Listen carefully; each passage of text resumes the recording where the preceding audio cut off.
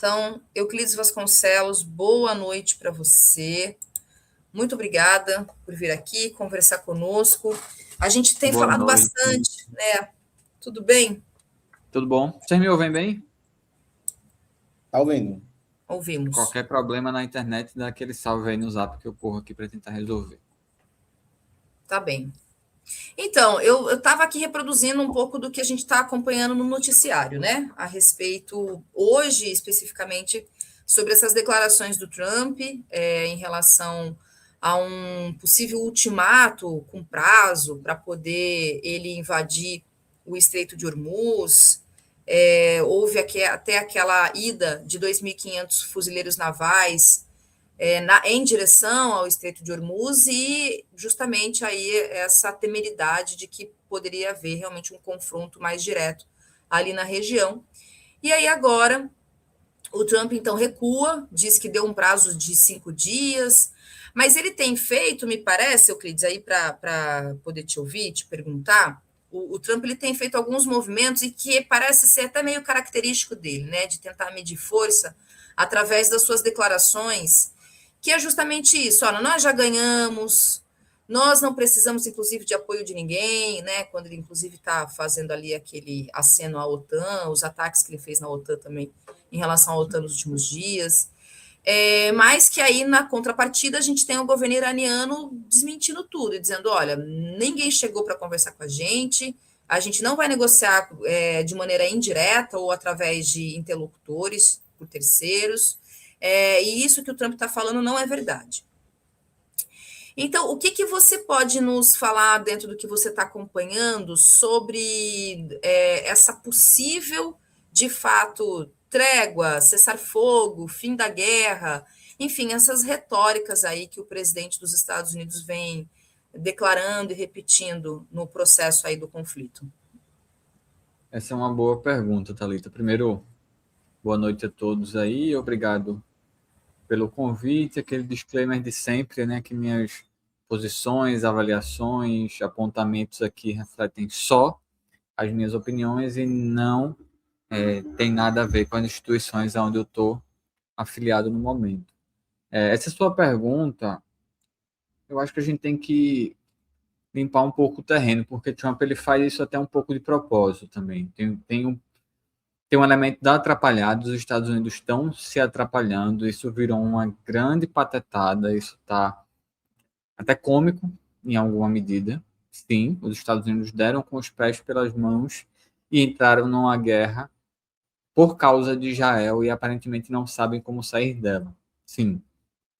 Ao mesmo tempo, estou vendo algumas pessoas falarem da possibilidade de várias dessas declarações de Trump e do governo dos Estados Unidos, no geral, serem formas também de manipular um pouco os mercados, de jogar lá para cima o preço no momento específico, de jogar lá para baixo o preço específico e tentar, com base em informações privilegiadas e declarações falsas, manipular um pouco os preços das coisas para que uma galera ganhe grana em cima disso. Mas sobre, enfim, invasão terrestre, sobre trégua, sobre para onde vai a guerra, eu não acho que vai haver trégua. Uma trégua nesse momento depende única e exclusivamente do Irã. Os Estados Unidos não tem como pautar isso, porque o Irã tem dado a tônica desse conflito até aqui. Não tem sido um passeio no parque, o Irã está sofrendo ataques, golpes, enfim, contundentes. O país está sofrendo com isso, a infraestrutura do país está sendo assediada e atacada de maneira repetida e no pós-guerra o Irã vai precisar de uns bons anos para se recuperar do que está acontecendo agora, mas também está ficando óbvio que o Irã se preparou muito bem para esse conflito nos últimos 20 anos, para dizer o mínimo, né? A impressão que dá é que cada um dos passos é provocado de maneira pensada e de maneira previamente calculada, planejada e etc. Eu acho que a grande chave para a gente pensar o que vem pela frente é essa declaração de uma trégua, né? Porque foi isso. Trump foi a público e falou: olha, eu dei um ultimato de 24, 48 horas, não lembro exatamente agora qual que era, para reabrirem o Estreito de Hormuz. Mas esqueçam esse ultimato, porque a gente fez uma negociação e agora a gente vai ter 5 dias de trégua. E pouco tempo depois, eu acho que coisa de 1 a 2 horas depois, o Irã foi a público e falou: não tem negociação nenhuma acontecendo, está inventando isso daí. Isso pode ser Trump tentando fazer da coisa um fato consumado, assim, tentando, ao falar, constranger de alguma forma o Irã a confirmar isso que está acontecendo, essas negociações, essa trégua. Isso pode ser Trump tentando manipular os preços de petróleo e gás natural, não sabemos. Isso pode ser também, e é importante, estou vendo algumas pessoas mencionando, uma manobra um pouco diversionista para esconder, entre muitas aspas, porque isso é impossível de esconder nos tempos de hoje, uma operação terrestre a ser iniciada em breve. Talvez dentro desses 5 dias que ele mencionou como trégua, ou em um momento em que ninguém esperava, porque os Estados Unidos anunciaram que iam colocar um pouco o pé no freio e se retirar.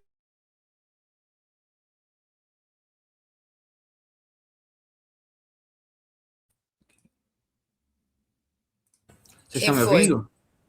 Travou. Agora sim, travou, mas você já voltou. Eu vou trocar aqui. Tá. Vai trocar a internet, é isso?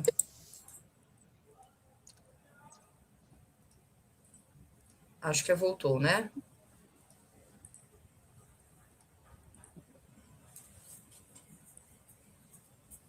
Eu troquei aqui para o meu 4G, talvez melhore um pouco. Em que Tá. parte que estava quando Boa. eu caí? Olha só, eu queria aproveitar o Euclides, só colocar, porque acho que tem a ver, inclusive, até com a minha pergunta. Enfim, né? Que o The Hands Box, é isso?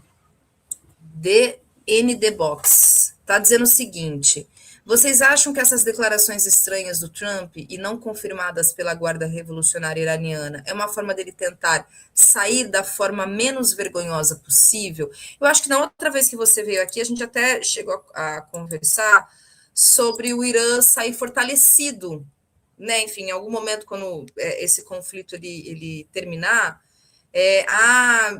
realmente quem tenha levantado essa questão, né, que ainda com todas os, digamos, estragos, né, e perdas que ocorreram, o próprio líder supremo, aquele massacre na escola das meninas, enfim, toda a questão, como você disse, né, não está sendo um passeio no país, mas o Irã mostrou que é possível enfrentar o imperialismo estadunidense, a força de Israel, porque também não.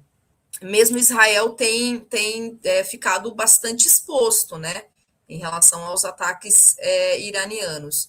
Então, se puder até falar um pouco como é que você está avaliando essa questão, se de fato o Irã ele pode sair fortalecido em algum aspecto, pelo menos, ou em mais de um, que seja, e também um pouco da pergunta que o camarada fez aqui sobre justamente o Trump ficar fazendo esse tipo de afirmação para, digamos, ficar menos feio para ele.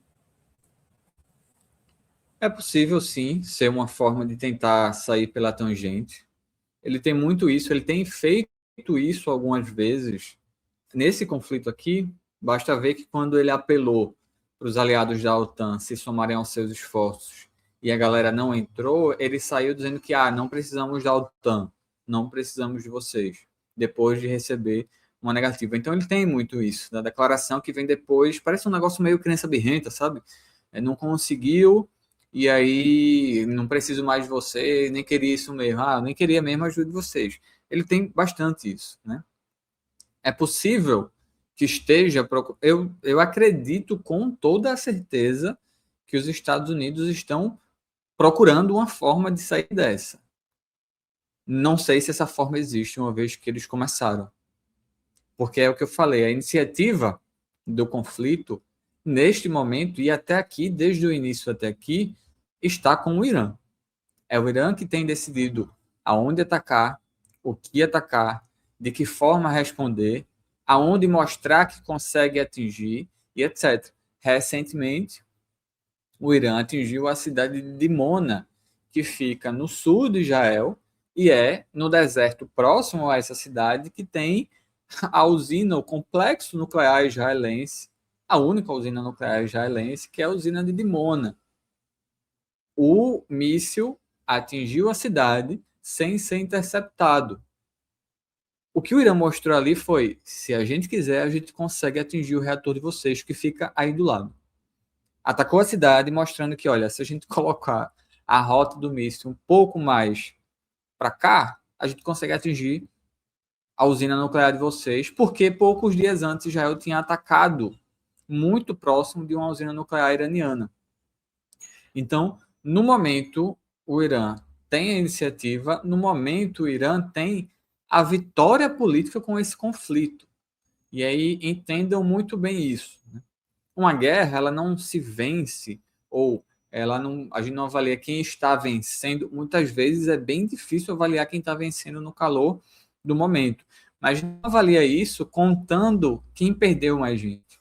Porque quem vai perder mais gente, quem vai ter mais da sua população assassinada, vai ser o Irã. Não tem dúvida disso. E ainda assim o Irã pode vencer essa guerra.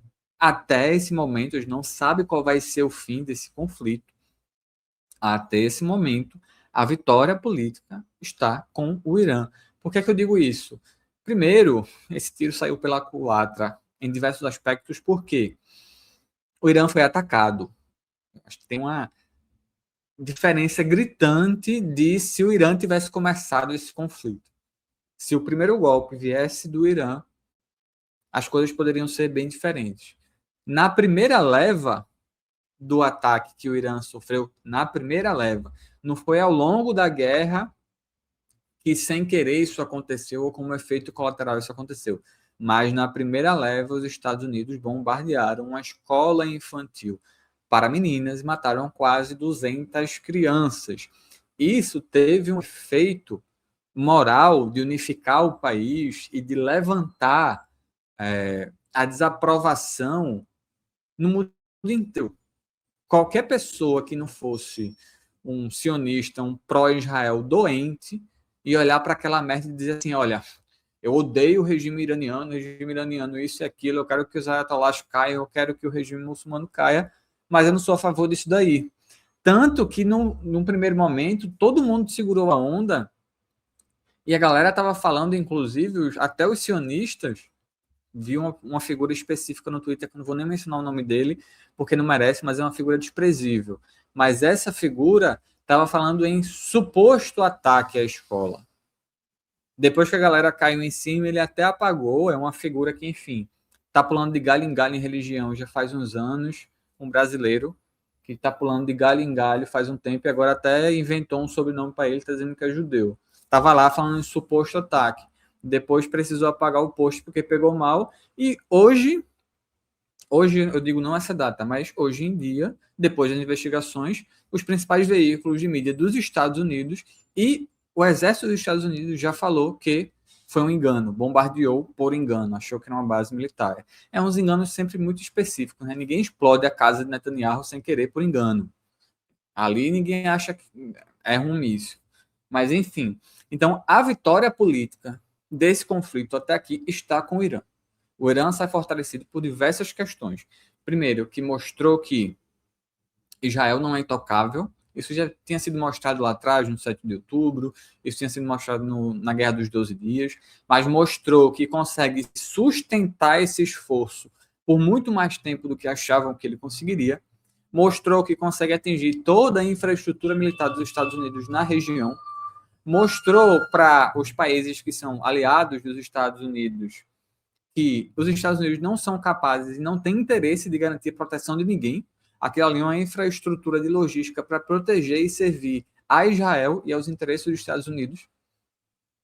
O negócio saiu melhor que encomenda num nível que na Coreia do Sul os caras tiraram a estrutura de antimísseis de defesa antiaérea para mandar para Israel, porque estava faltando lá, a ponto de o presidente da Coreia do Sul ir a público e dizer, olha, a gente não foi capaz de opinar e decidir os rumos dessas defesas antiaéreas que estavam aqui. Ficou óbvio que isso é uma infraestrutura global militar dos Estados Unidos e só.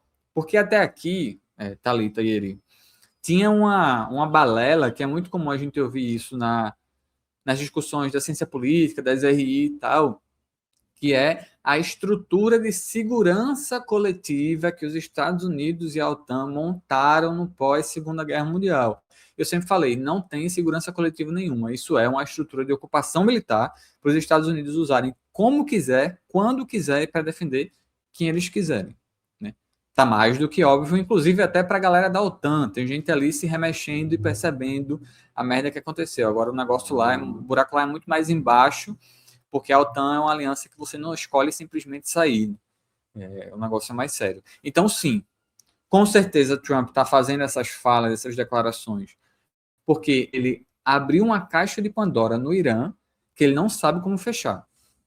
E aí, aonde estava o erro, eu não sei. Se ele achava que ia sair por cima, se ele foi mal assessorado, se Netanyahu tem um vídeo dele, sei lá, fazendo sei lá o que naquela ilha daquele Epstein, muita gente fala isso. Não sei até onde a gente consegue acreditar, para não cair nessas piras muito conspiracionistas, mas fato é que os Estados Unidos começaram um conflito que eles não sabem como terminar, e nesse cenário, isso vira um pântano. Né? Eu estou entre os que acham que sim, os Estados Unidos vão fazer alguma operação terrestre no Irã. Não sei qual vai ser essa operação, qual vai ser a dimensão, quando ela vai começar. Mas os Estados Unidos têm mostrado que eles sabem muito bem ser arrastado para conflitos que eles costumam começar sem objetivos políticos muito claros. Porque eu acho que eu falei isso, para fechar essa resposta aqui, eu acho que eu falei isso na última vez que eu vim aqui. O objetivo político do Irã está muito bem estabelecido. Primeiro, a sobrevivência do Estado, a sobrevivência do regime, entre muitas aspas, porque esse termo só é usado quando é para falar do Irã, quando é para falar de Israel, Estados Unidos, ninguém fala de regime, mas a sobrevivência, primeiro, do Estado-nação iraniano, porque sim, isso está em risco lá, sobrevivência do regime, entre aspas, dos ayatolás, e uma vitória política sobre Israel e Estados Unidos, no sentido de que, olha, essa guerra a gente consegue fazer vocês sangrarem e pautá-la. O objetivo político de Israel com isso também está claro. Israel quer fazer terra arrasada no Irã, como é a situação da Síria hoje, por exemplo. É uma questão não só de vencer o Irã ou de provocar uma mudança de regime. Israel não quer mudança de regime no Irã. Ele quer, se possível, que nem tenha regime, que não exista Estado-nação no Irã e que vire uma miríade, uma colcha de retalhos de disputas religiosas, tribais, étnicas e etc., entre clãs, entre grupos, entre senhores da guerra, e aquilo ali vire mais ou menos o que é um Iraque hoje. Porque, vejam, o Iraque hoje é uma ficção enquanto soberania. Né? Existe um Iraque no mapa, mas o Estado iraquiano, por exemplo, não controla todo o território iraquiano. É milícia para cá, milícia para lá, é grupo religioso para lá, grupo para cá, tudo se degladiando. Os objetivos políticos dos Estados Unidos nesse conflito, quero ver quem vai se arriscar a definir. Porque isso não está claro, isso não está definido. Para encerrar, teve gente mencionando a possibilidade de uma operação para tomar aquela ilha, que eu sempre esqueço o nome dessa ilha, mas que é uma ilha muito importante em termos energéticos para o Irã e em termos de produção do petróleo. Isso pode ser feito, pessoal, só que aí quais considerações eu faço? A primeira delas é estacionar tropas ali, é colocar tropas na mira dos iranianos 24/7. Ao se estabelecer lá, os Estados Unidos vão colocar suas tropas na mira dos mísseis iranianos. A possibilidade, se a gente quiser levar aos últimos limites, a forma de abrir o Estreito de Hormuz por terra seria se os Estados Unidos conseguissem ocupar toda a faixa costeira do Irã, ou pelo menos a parte que interessa, para impedir que o Irã conseguisse lançar mísseis de lá em direção ao Estreito. Mas isso, meu amigo, isso é uma guerra do Vietnã só para conseguir ocupar essa faixa costeira. Sabe-se lá quando e a que custo eles conseguiriam.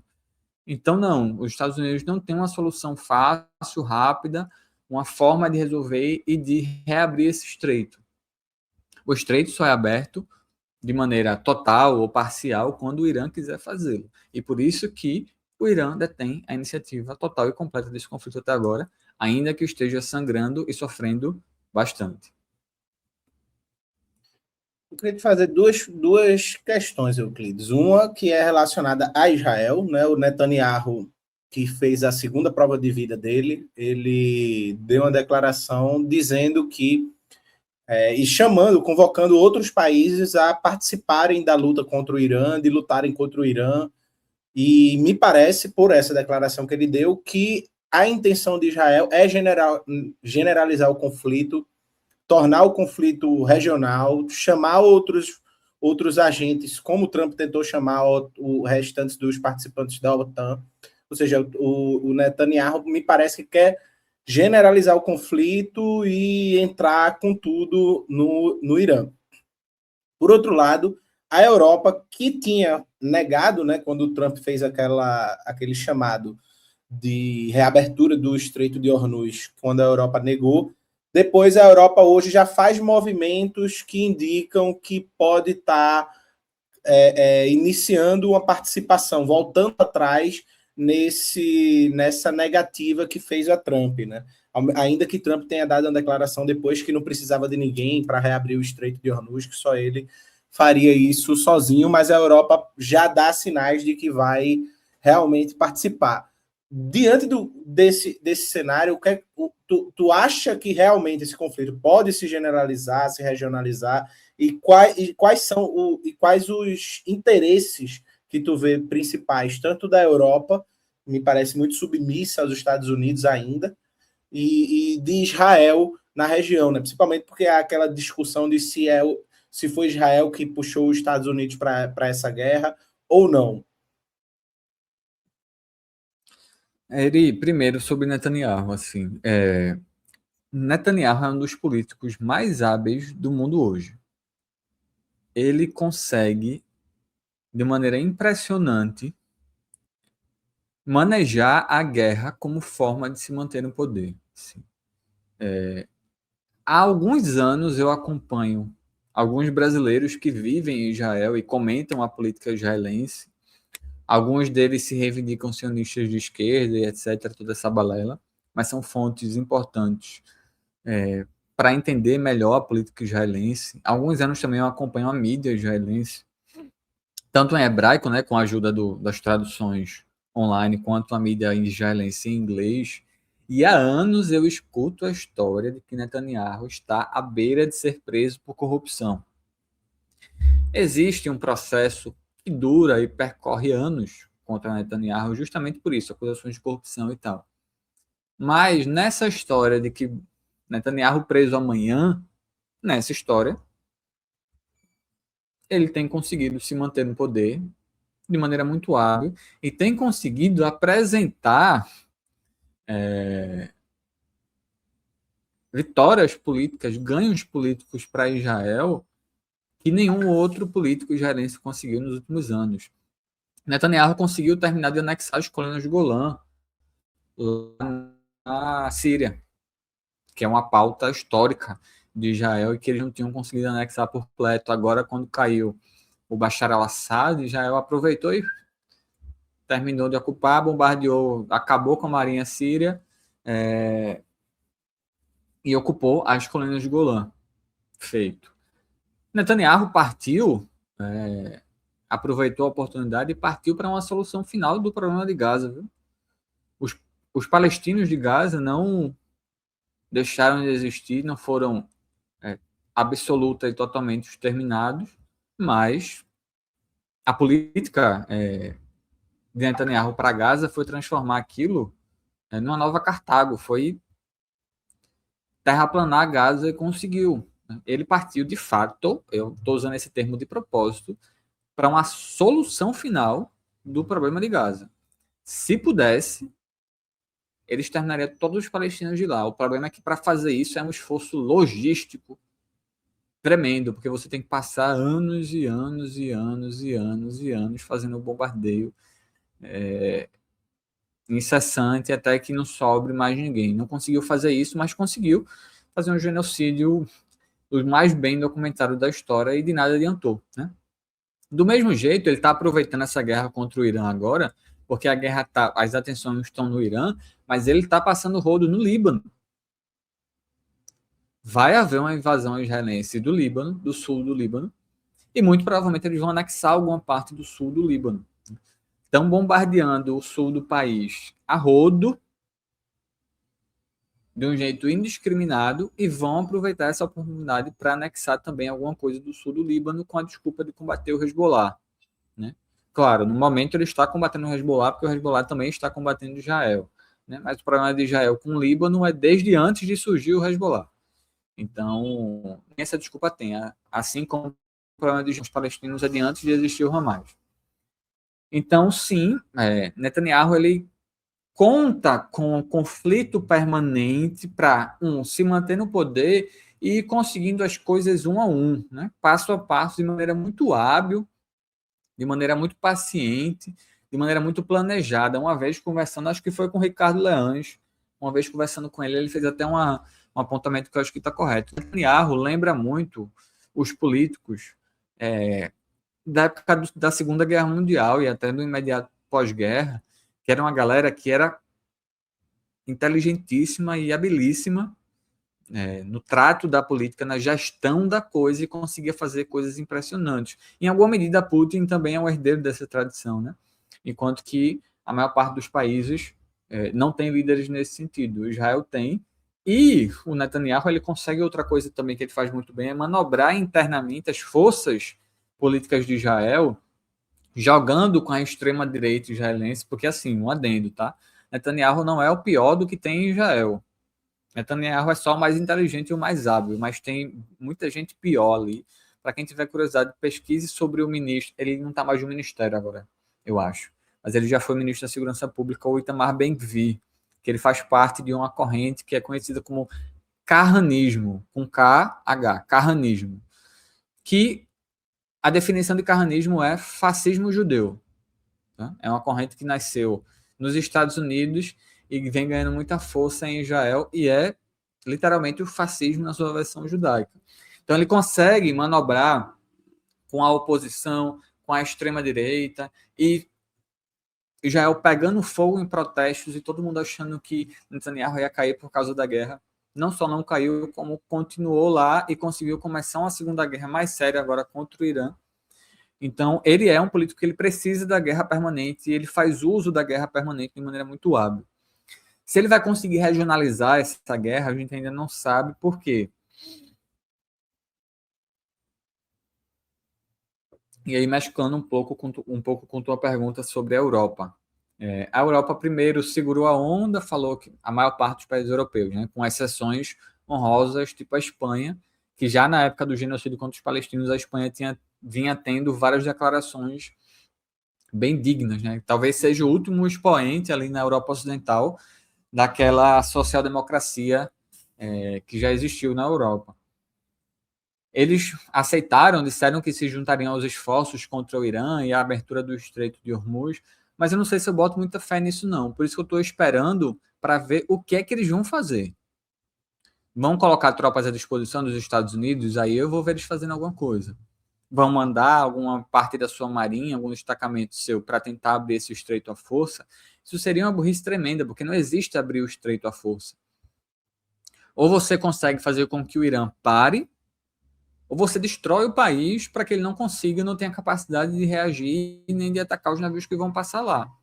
Porque até se você quiser escoltar navio para passar pelo estreito, além do esforço logístico gigantesco, você coloca o seu navio na mira dos mísseis. Então esse é um risco grande. Então eu esperaria para ver o que é que esses países europeus de fato vão fazer, que tipo de iniciativa é essa.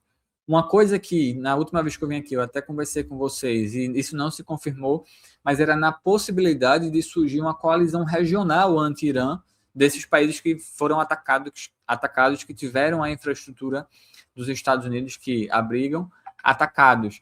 Isso não se efetivou, né? Não se formou uma coalizão militar anti-Irã, de fato, na região. Parece que ninguém está querendo se envolver muito diretamente, inclusive porque está todo mundo percebendo a furada que é esse conflito. Mas, e aí uma coisa que eu jogo isso no ar, só para ficar como registro, é que no começo algumas pessoas me perguntaram, falaram comigo sobre isso, e eu falei, olha, eu acho que isso não é provável, eu acho difícil de acontecer, mas cada vez mais vem me parecendo bem impossível que a gente veja uma arma nuclear tática explodir nesse conflito, muito provavelmente a partir de Israel. A arma nuclear tática é uma versão de armamento nuclear que ele é menos destrutivo, não é nada perto daquilo que a gente conhece de Hiroshima e Nagasaki, geralmente feitas para atingir alvos de infraestrutura energética, alvos militares, mas que são bombas mais compactas, menos destrutivas, mais de caráter nuclear. Eu já estou convencido que a nossa geração aqui vai ver, em algum momento, uma bomba nuclear explodir. Não sei se vai ser agora, pode ser que não, mas já estou convencido de que a gente vai ver isso acontecer. Mas cada vez, à medida em que isso se arrasta e se arrasta e se arrasta, não me parece impossível, por exemplo, que os Estados Unidos não, desculpa, que Israel, passando por cima dos Estados Unidos, porque acho que nem para os Estados Unidos isso é interessante, direcione algum tipo de bombardeio nuclear tático contra o Irã. Quem sabe? Isso aí a gente só saberia se acontecesse, né? Porque muitas vezes ficar falando disso o tempo inteiro parece só sensacionalismo para conseguir atenção. E esse conflito já tem chamado muita atenção, não precisa disso, não. Euclides, tem pergunta para você aqui da audiência. O Sou Sil diz: Euclides, boa noite, camarada. Como você vê a saída do chefe de antiterrorismo dos Estados Unidos há uma semana? O quanto o petrodólar pode ser enfraquecido nesse conflito? Outra, como vê o pedido de apoio dos BRICS?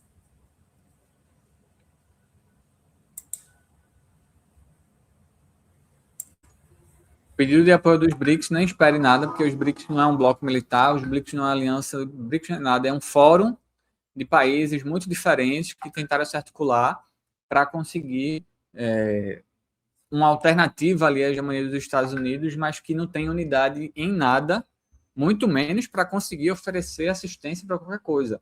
Basta lembrar, inclusive, que a Índia já declarou solidariedade a Israel, que a Índia é assim com Israel, então do BRICS não vem nada e nem o Irã espera nada do BRICS. Tá? O Irã está muito bem sozinho, está recebendo assistência ali por trás dos panos, sabe-se lá em que termos, mais de Rússia e China, em termos de inteligência, mas não vem nada dos BRICS. As outras duas perguntas são, desculpa, eu esqueci. Perguntando sobre a saída do chefe antiterrorismo dos Estados Unidos. Olha só, tem gente inteligente percebendo a merda que está acontecendo, e ser inteligente não significa que ele é necessariamente uma boa pessoa, porque se o fosse não estaria lá, muito menos nesse cargo, mas está percebendo que a situação está se tornando sustentável, que foi um problema e que tem potencial político para corroer o governo Trump por dentro, afetar sua popularidade, quem sabe afetar até o desempenho nas eleições que vêm pela frente aí, as eleições de meio de mandato, e é um rato pulando fora do navio. Né? Quando o negócio começa a pegar mal, já sai como forma, inclusive, de limpar a sua barra, né? De dizer, olha, isso aí eu não tenho nada a ver com isso. Isso daí eu não concordei, isso daí eu não tomei parte, se dependesse de mim, nem aconteceria. Lá estava, meteu o pé, mas isso foi muito importante em termos de efeito político que causou, né? Isso rodou muito o mundo, isso rodou muitas manchetes, as manchetes tiveram muita atenção do fato de que essa pessoa, nesse cargo específico, saiu falando o que falou, né? Saiu falando que era uma guerra que era de Israel e não dos Estados Unidos, que os Estados Unidos não tinham que estar lutando essa guerra, que o Irã não tinha arma nuclear, que o Irã não era uma ameaça dos Estados Unidos. Então, ouvir tudo isso da boca de uma pessoa que até ontem estava no governo é importante. Eu tenho certeza que o Irã comemorou muito isso quando aconteceu. Petrodólar. Não tenho dúvida nenhuma disso, meu amigo, que isso tudo está mostrando a fraqueza, a sensibilidade desse sistema e que vai ajudar, ou melhor dizendo, vai gerar alternativas em breve, ou pelo menos vai servir para chamar a atenção dos países de que há, entre muitas aspas, estabilidade do sistema internacional econômico e político baseado ali debaixo da asa dos Estados Unidos já acabou. O que a gente está vendo agora é a agonia, são os espasmos desse sistema. A gente não sabe o que vem depois, não sabe até onde esses espasmos vão, mas o mundo inteiro já está percebendo isso.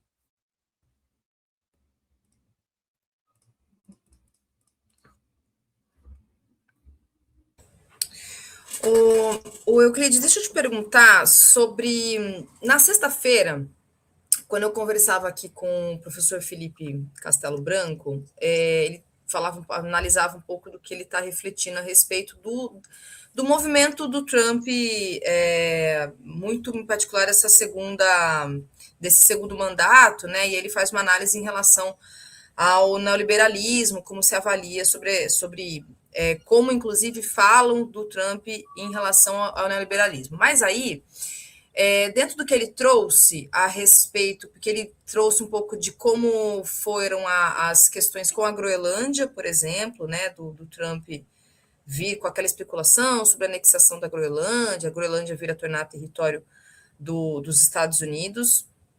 E aí, minha pergunta teve esse fato da última semana dos ataques do Trump à OTAN.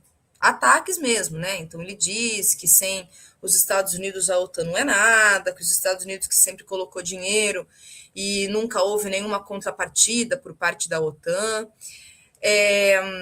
A gente sabe que é um acordo que é feito originalmente ali, naquele momento pós-guerra, né? Pós-Segunda Guerra Mundial. E aí, minha pergunta é se a gente pode, claro, não tem como fazer um exercício de futurologia, né? Evidentemente, mas dentro daquilo que você estuda e acompanha, se a gente pode estar diante realmente de um acirramento de Trump com os países europeus, né? Acirramento e, no limite, uma ruptura mesmo.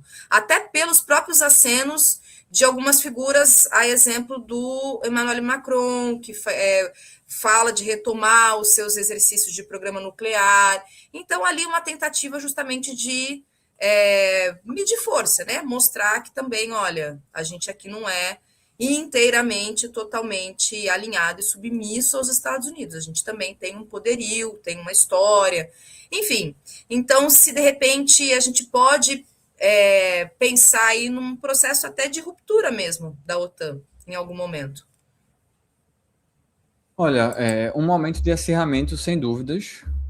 Não espanta que a França tenha esses espasmos de soberania aí, porque a França foi, talvez, dos países europeus, o que mais resistiu a se submeter à OTAN em absoluto, quando a aliança foi criada, depois ali com Charles de Gaulle, e tentando preservar alguma soberania, porque sempre percebeu, sempre entendeu o que era essa aliança. Então não me surpreende que seja a França hoje a fazer esse tipo de fala. Há um acirramento, Trump já demonstrou a Estratégia Nacional de Segurança, o documento que ele divulgou no começo do mandato, as falas dele, a postura dele, tudo que ele vem fazendo, a forma como ele trata a Europa, já mostra que ele tem um desprezo total por aquilo ali, né? E que trata a Europa como um vassalo militarmente ocupado. Ruptura, Thalita, eu acho que não, porque a Europa está ocupada. Eu acho que esse é o ponto principal da coisa. A menos que os Estados Unidos abandonem a retórica da aliança por completo e partam para o exercício prático da ocupação militar e dizer assim, pronto, acabou essa história de que a gente é parceiro, acabou essa história de que a gente vai garantir a segurança de vocês e agora vocês são países ocupados por nós.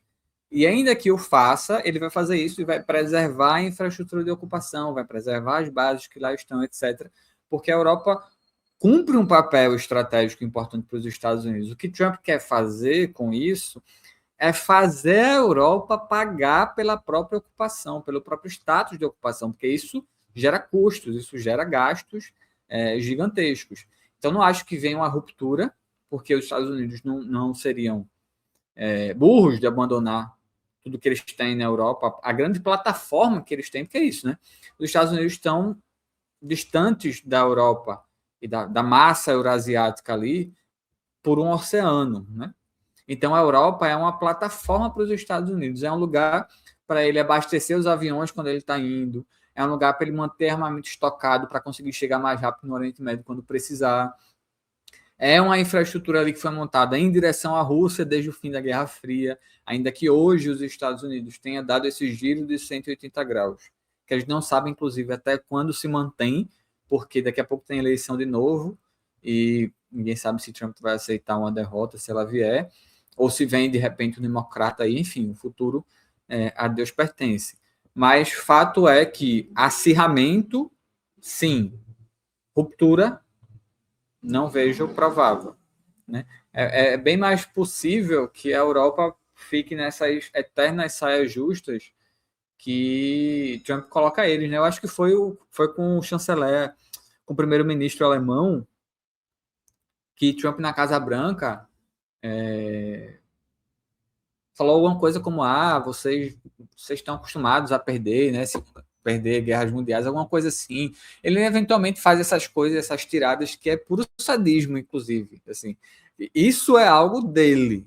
Isso é algo aí do papel do indivíduo na história, que é puro sadismo de colocar o país. Não basta o país estar submetido, ele precisa vestir a roupa de bobo da corte e fazer a palhaçada lá, igual foi com a japonesa agora. Não sei se vocês viram as imagens, mas uma coisa pior que a outra, tipo assim, uma coisa pior que a outra, um negócio constrangedor do papel que a mulher precisou cumprir lá. E eu não tenho pena nenhuma também do Japão, quem tiver pena que leve para casa, mas não deixa de ser divertido ver os Estados Unidos colocarem esses países que aceitar, porque assim, no caso do Japão e da Alemanha, por exemplo, eles não tinham que aceitar, eles perderam uma guerra mundial e foram ocupados e acabou, né? Mas eles compraram essa retórica hipócrita e, em alguma medida, eles passaram a acreditar nisso também, né? À medida que o tempo foi passando, que as décadas foram passando. A Alemanha, de fato, achou que tinha nos Estados Unidos um parceiro e não um ocupante. O Japão parece que acreditou na mesma coisa, tanto é que a sociedade japonesa hoje é um negócio deprimente. Assim, né? Se esse país está sendo preparado, inclusive, eu vou fechar, esse país está sendo preparado, o papel do Japão no século XXI vai ser o de bucha de canhão contra a China. Isso para mim está muito claro. O Japão vai ser a primeira linha, junto com a Coreia do Sul, no momento em que os Estados Unidos quiserem transformar o confronto com a China num confronto militar. Né? Esse renascimento do militarismo japonês, essa volta de declarações contra a China, tudo isso é a preparação do terreno do que está por vir. O Japão não tem chance nenhuma contra a China, mas tem um papel a cumprir na estratégia dos Estados Unidos contra o gigante asiático, contra o dragão lá na Ásia. Euclides, a gente está vendo a ascensão de conflitos e tu mesmo falou da projeção de outros conflitos, né, como o conflito de Japão e China intermediado pelos Estados Unidos. A própria OTAN também passando por várias tensões, os conflitos ali no Oriente Médio muito acirrados por conta dessa questão do Irã, e também na América Latina os Estados Unidos sobe seu cerco, né? Sobre Cuba, sobre Venezuela, etc. Então, a gente está vendo uma ascensão dos conflitos no mundo, e principalmente dos conflitos imperialistas. Né? Algumas pessoas acham que isso é desespero estadunidense, outras pessoas acham que isso é a última trombeta perto do fim, né, dos Estados Unidos.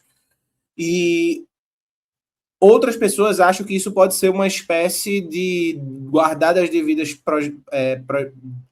proporções, de uma reedição de uma divisão do mundo, assim como foi feito lá no final do século XIX, início do século XX.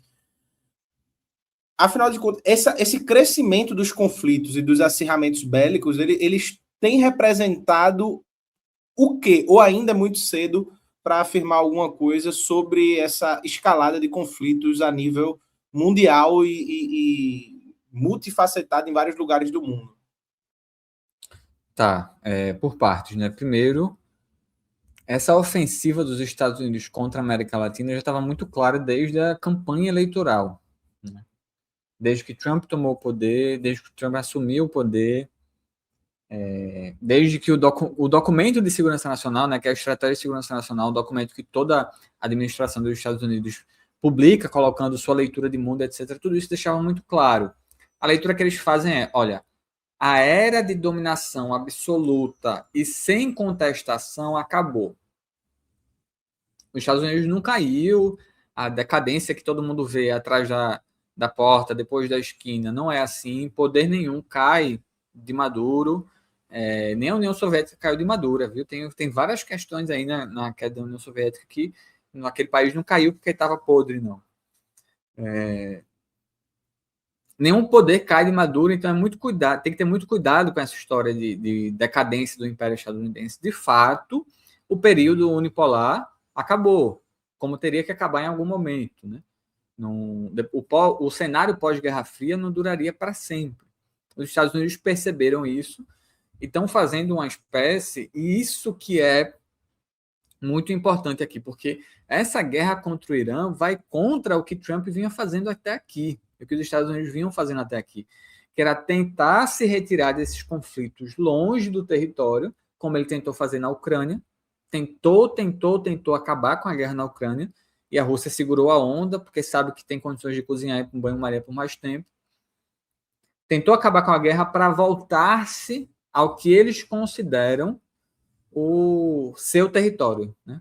O seu hemisfério, o seu quintal. Os Estados Unidos consideram a América Latina, o continente americano, do Alasca até a Antártida, seu. Tudo aqui diz respeito a ele. E eles estavam num momento em que eles estavam tão confortáveis para intervir no mundo inteiro que houve uma brecha de respiro para a América Latina, tanto é que houve essas experiências mais diferentes aqui, né? O chavismo, a Revolução Bolivariana, as ondas progressistas, que conseguiram, cada um ao seu modo, algum grau de soberania. Essa margem de manobra para a América Latina acabou. Os Estados Unidos estão na linha de resolver o seu quintal, e a Venezuela está aí para mostrar de maneira mais grotesca isso, porque eles vão se preparar para, e aí vem a questão da tal redivisão do globo. Eu não acho que é um erro a gente tentar criar um paralelo com um cenário de potências dividindo algum grau de esferas de influência. Mas a gente tem que ter muito cuidado com isso. Primeiro, um exemplo desse caso é a tentativa de resolução da guerra na Ucrânia. Trump queria fazer, não conseguiu ainda, vamos ver, ele ainda tem tempo pela frente de mandato, vamos ver se ele consegue. Trump quis fazer ali um bem bolado com a Rússia para dizer, olha, a gente entendeu que essa área aqui é o seu entorno estratégico, vamos tentar fazer uma frente com a Ucrânia para acabar essa guerra o mais rápido possível e garantir para vocês o que vocês querem, porque todas as iniciativas de Trump foi para dar para a Rússia tudo o que ela queria ali. Não conseguiu porque faltou combinar com a Ucrânia e com a Europa. Mas não conseguiu fazer isso lá na Rússia. Porque ele queria, na verdade, fazer as pazes com a Rússia para se voltar para a China.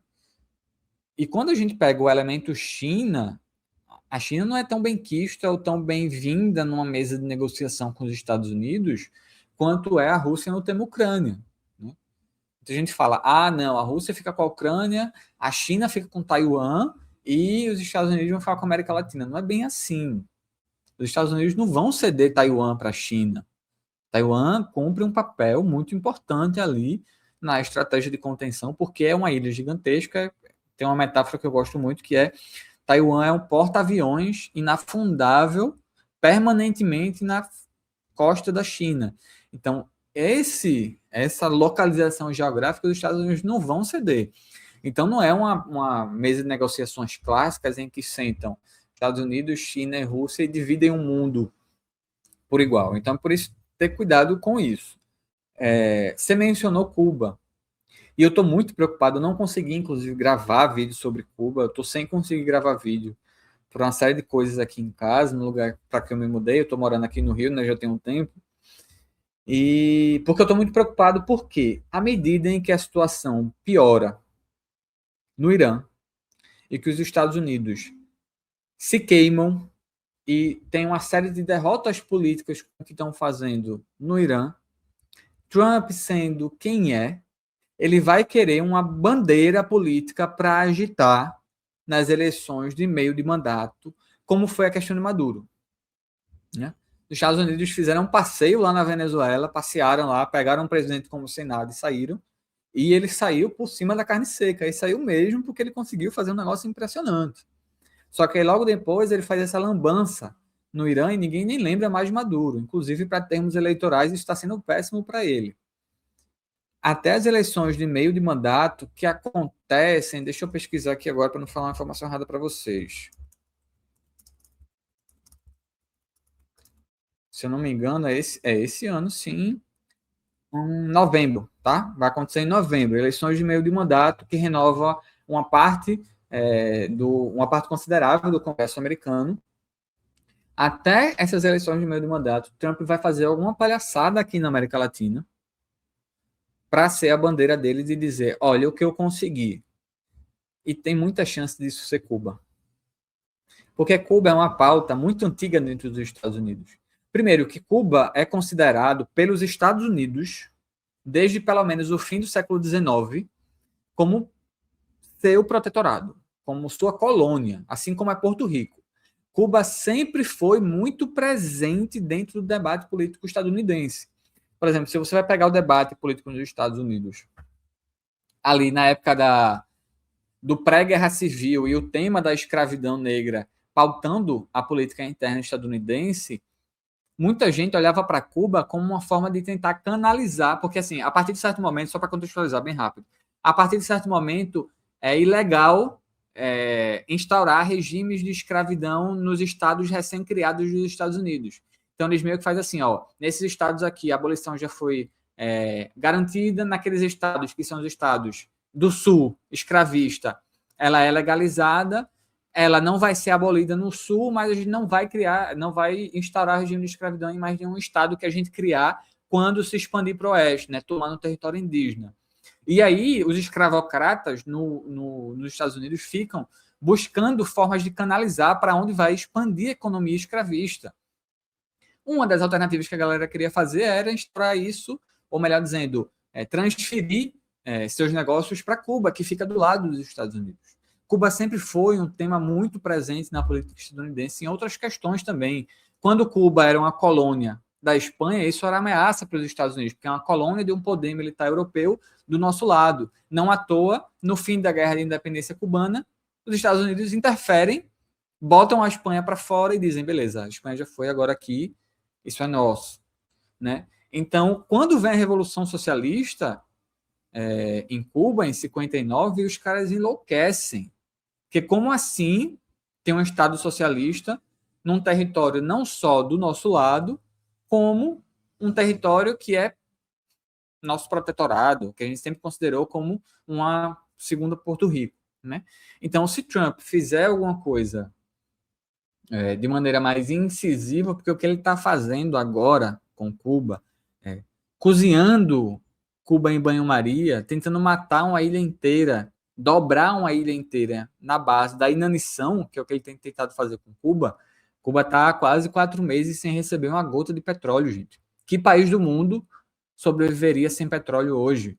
E é uma ilha menor que Pernambuco. Né? Tendo uma série de apagões. Imagine o sistema de saúde desse país, como é que não está. Imagina quanta gente não está morrendo nos hospitais a cada apagão que a ilha tem sofrido. Né? Então, ele está tentando quebrar a vontade cubana, e aí, nesse sentido, os cubanos, mais uma vez, têm mostrado que não vão se dobrar.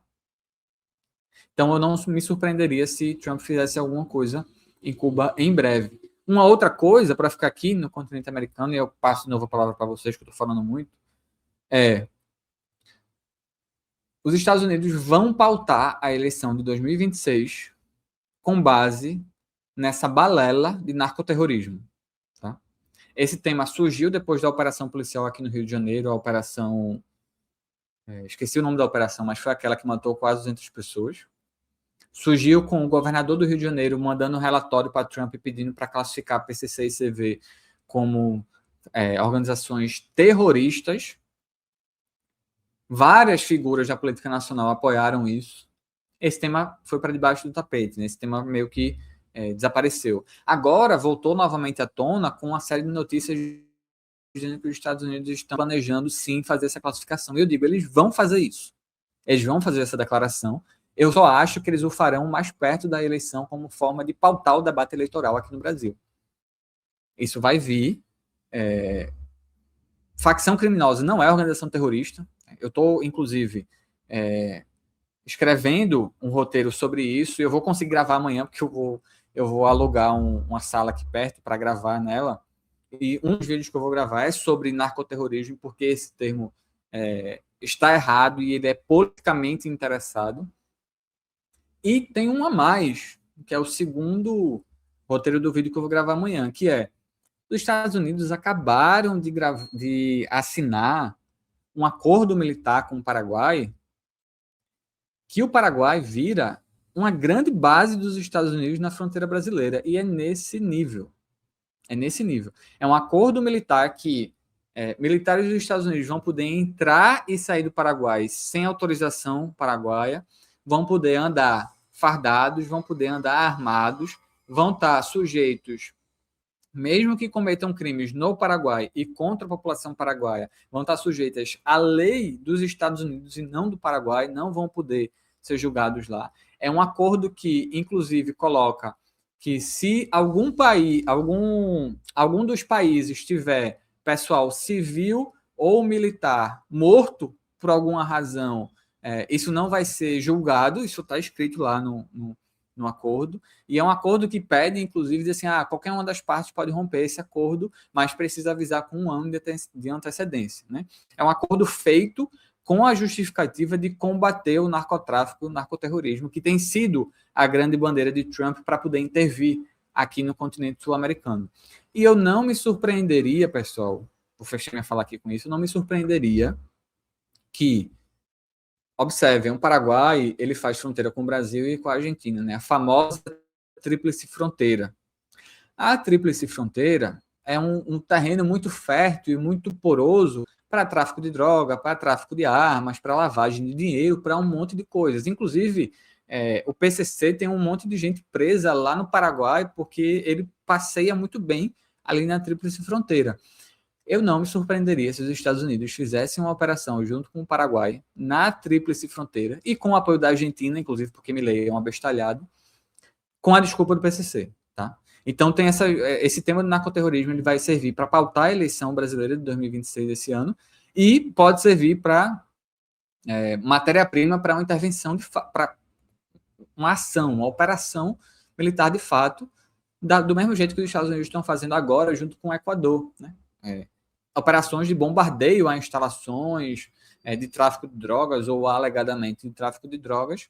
Então, eu não me surpreenderia se esse acordo com o Paraguai fosse uma parte ou um passo para alguma operação na tríplice fronteira para pressionar ainda mais o Brasil. Né? Então, e se vier tudo junto, aí é que termina de fuder tudo mesmo.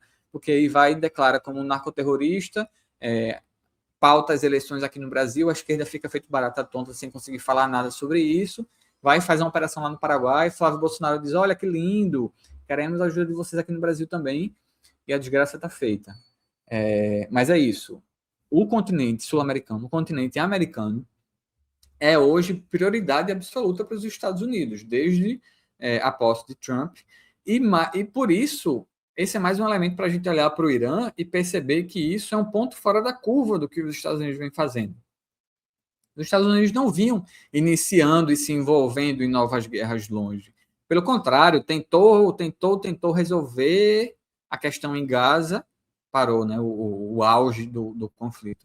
Tentou resolver na Ucrânia, não conseguiu, mas ainda segue nas negociações. E, de repente, se enfia, é arrastado para esse pântano no Irã. E, se Deus quiser, inclusive, eu torço muito para que faça a operação terrestre lá, para que fique preso mesmo, para que passe anos ali naquele pântano, e que, enfim, esse desgaste político pelo menos sirva para nos ajudar aqui na América do Sul para conseguir algumas coisas. Euclides, a mega operação chama-se Mega Operação Contenção, que foi parceria entre Polícia Militar e Civil. Foi aquele massacre, né, que a gente acompanhou lá no final de outubro. E aí, aproveitando essa sua fala final sobre Brasil, né, e eleições de 2026, você vai produzir um conteúdo aí para a gente poder, inclusive, ter acesso a mais detalhes.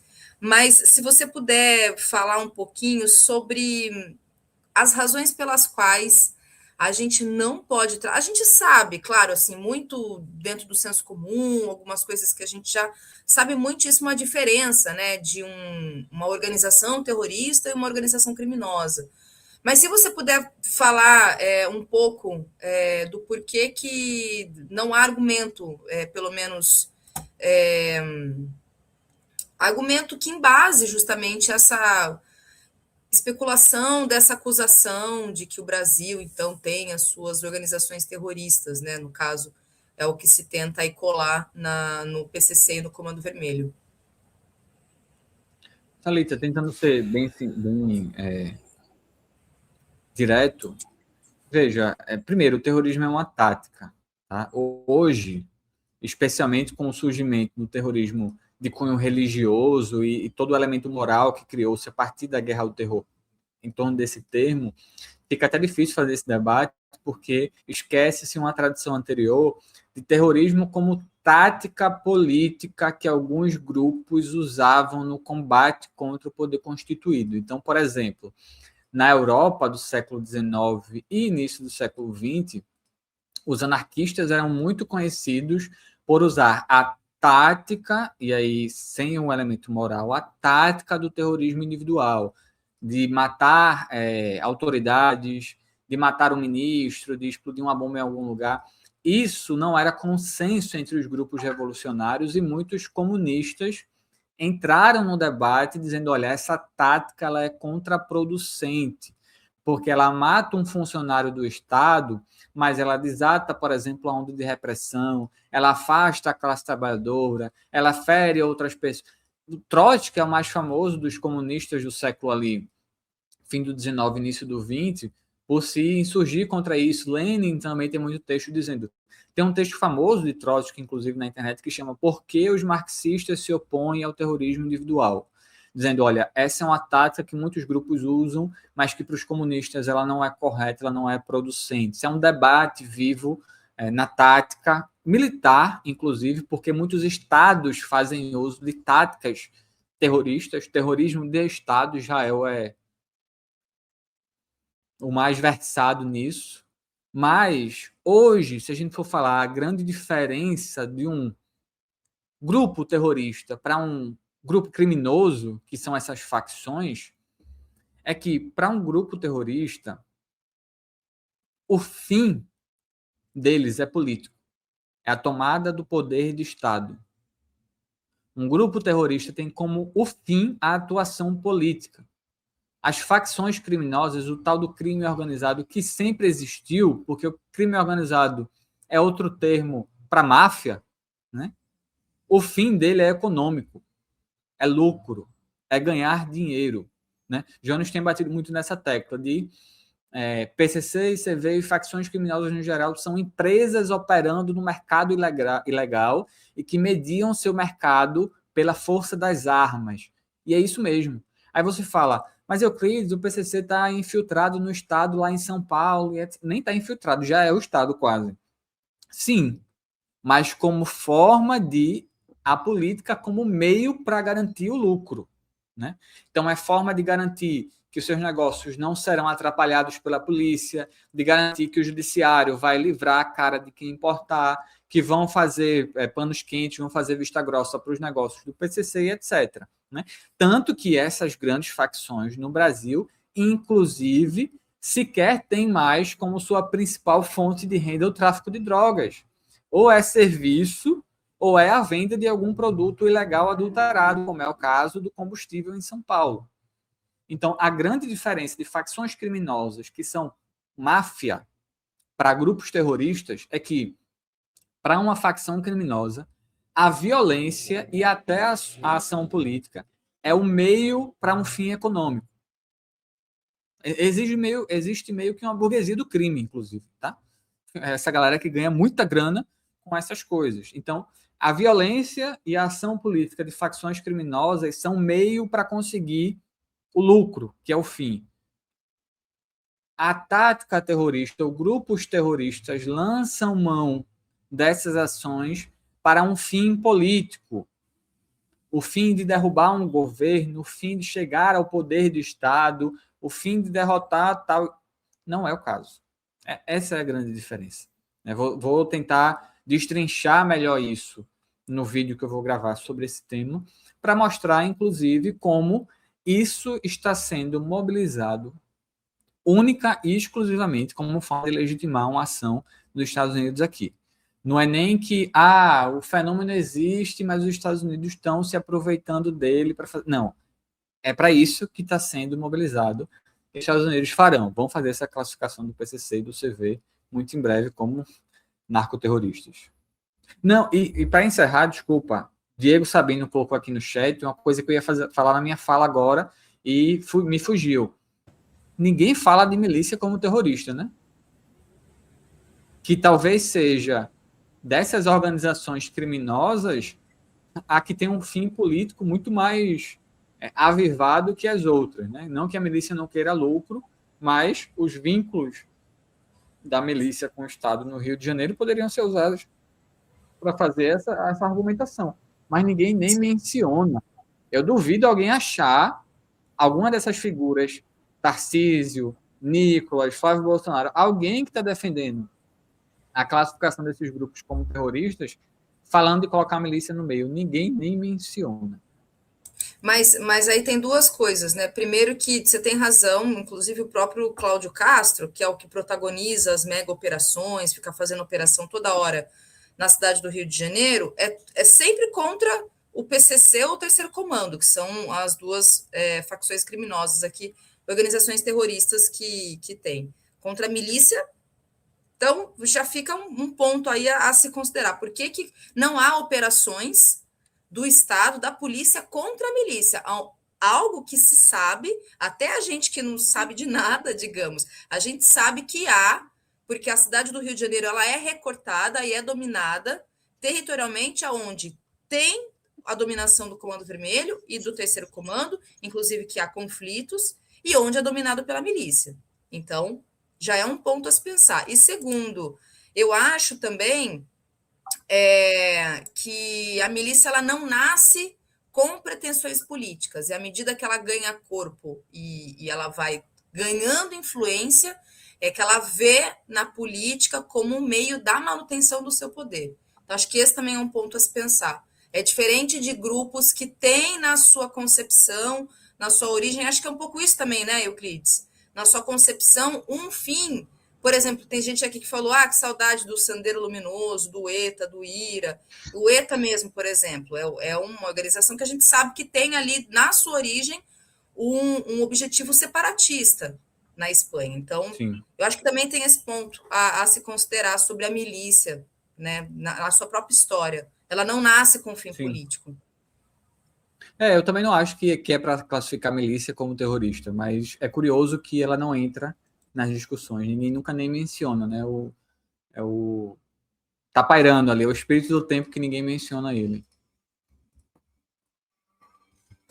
Tá bom, Euclides. Olha, muito obrigada mais uma vez pela conversa. A gente vai seguir certamente te chamando aí, porque o ano de 2026 tem muita coisa para a gente, até esse último assunto, né? As eleições de 2026 e as influências dos Estados Unidos. Então, a gente vai voltar a falar. Só mais uma pergunta que chegou rapidamente sobre a Colômbia. Se você puder, não sei se você está com tempo para responder essa última pergunta. Posso. Sobre a Colômbia, há poucos dias, eu acho que alguns dias atrás, foi na sexta-feira, salvo engano, saiu a notícia no The New York Times que o Departamento de Justiça dos Estados Unidos estava investigando Gustavo Petro pela relação deles com aí um prêmio para quem acertar com o tráfico de drogas, né? Foi a mesma acusação, inclusive, que foi feita contra Maduro. Agora, depois que pegaram Maduro lá na Venezuela e levaram com aquele grande acordo nacional com o Supremo, com tudo, lá na Venezuela, porque tem uma galera aí se fazendo de egípcia e fingindo que não sabe, mas teve colaboração para aquilo acontecer. Agora, não me resta nem dúvida. No dia que aconteceu, eu falei, isso está estranho, os caras não entram assim, sai com o presidente sem perder um cara. Depois eu fiquei pensando, será que foi isso mesmo? Agora está mais que óbvio, né? Aí depois que prenderam Maduro está lá em Nova York preso, eles retiraram a acusação de Maduro como chefe do cartel de Los Soles, né? Disseram, não dá para dizer que esse cartel existe não, mas o cara continua preso lá. Agora saiu a notícia de que os Estados Unidos estão investigando o Gustavo Petro. Não acho que necessariamente vão entrar ali e sequestrar o Petro, porque na Colômbia tem outras questões que eles quiseram resolver na Venezuela de maneira cortando na carne por algumas razões. Mas é uma forma, a depender de como isso se desenrolar, de tentar pautar também as eleições presidenciais na Colômbia, que vem daqui a pouco. E o candidato de Petro está na frente de todas as pesquisas, né? Então vai que daqui a pouco, perto das eleições, eles soltam aí uma carta, sei lá, uma notícia de que Petro é envolvido com o tráfico de drogas na Colômbia e etc., como forma de influenciar no debate nacional colombiano e influenciar nas eleições, né?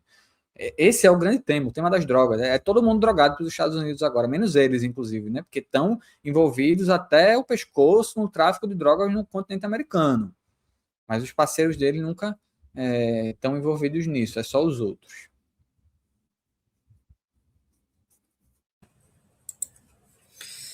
Tá bom. Euclides, obrigada mais uma vez e até a próxima. Valeu, Euclides.